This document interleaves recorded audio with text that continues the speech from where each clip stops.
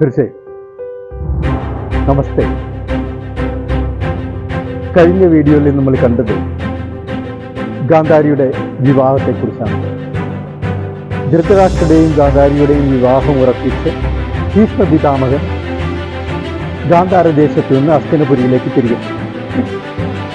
അതിനുശേഷമാണ് പ്രശ്നമുണ്ടാകുന്നത്. ഗാന്ധാരിയുടെ ജാതകം നിരീക്ഷിച്ച ജ്യോതിഷികളും രാജഗുരുവും ഒരു കാര്യം മനസ്സിലാക്കുന്നു.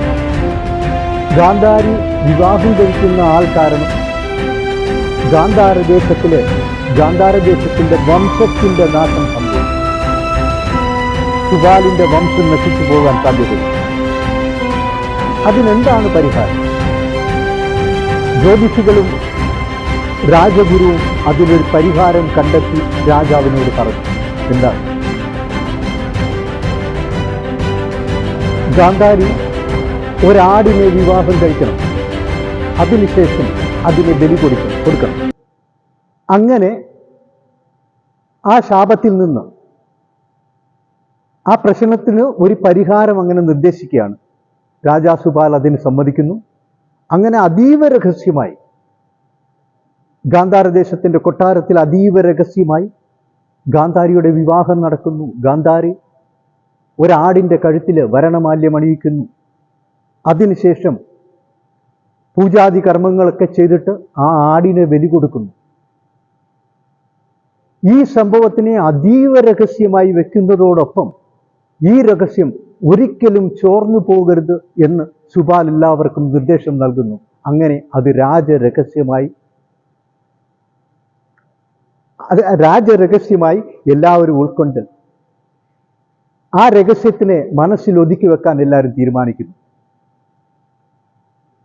രാജ്കുമാരി ഗാന്ധാരിയുടെയും ധൃതരാഷ്ട്രയുടെയും വിവാഹം കഴിഞ്ഞു. ഗാന്ധാരി ഹസ്തിനപുരിയിലെത്തി.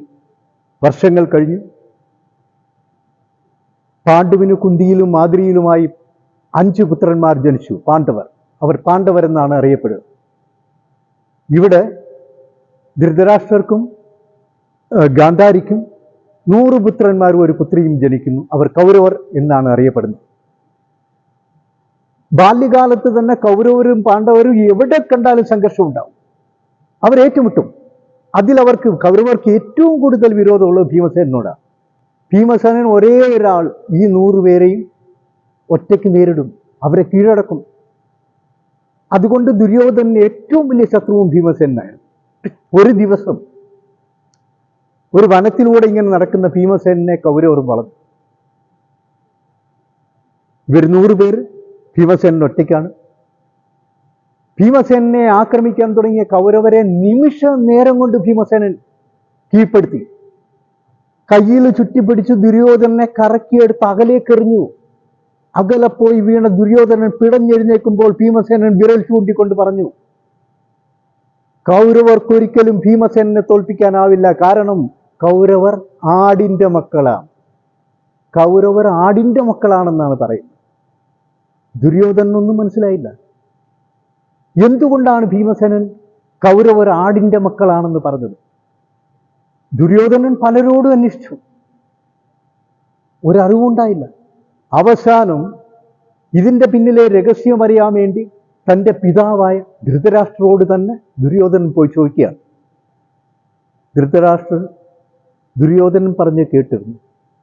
ഭീമസേനാണ് പറഞ്ഞിരിക്കുന്നത്.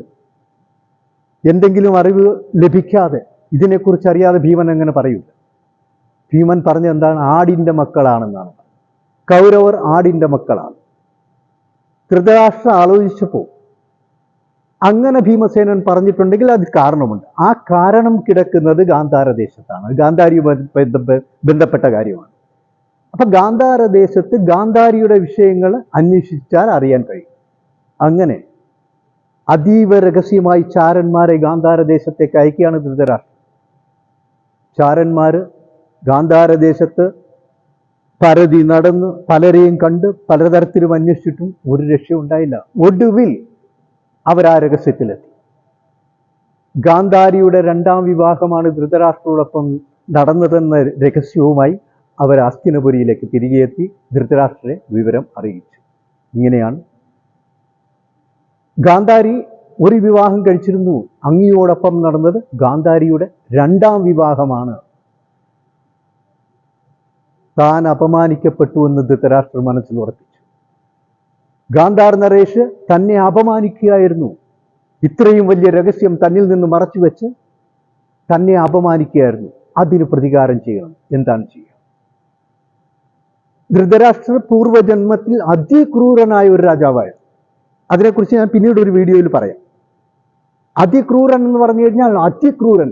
മൃഗങ്ങളെയൊക്കെ പിടിച്ച് വലയിൽ കെട്ടിത്തൂക്കിയിട്ടിട്ട് വാളുകൊണ്ട് അതിനെ ആക്രമിച്ച് അവയുടെ നിലവിളി കണ്ടു അട്ടഹസിക്കുന്ന അതിക്രൂരനായ ഒരു മനുഷ്യൻ. അതാണ് ധൃതരാഷ്ട്രയുടെ പൂർവ്വജന്മം. അതിനെക്കുറിച്ച് വീഡിയോ പ്രത്യേകം ചെയ്യുന്നതാണ്.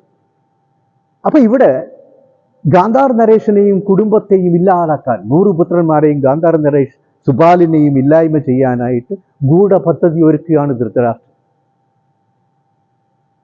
ഹസ്തിനപുരിയിലേക്ക് ഗാന്ധാർ നരേഷ് സുബാലിനെയും അദ്ദേഹത്തിന്റെ 100 പുത്രന്മാരെയും വിരുന്നിനായി ക്ഷണിക്കുന്നു. ആ സന്ദേശം അയച്ചതോടൊപ്പം തന്നെ 101 രഥങ്ങളും അയച്ചു.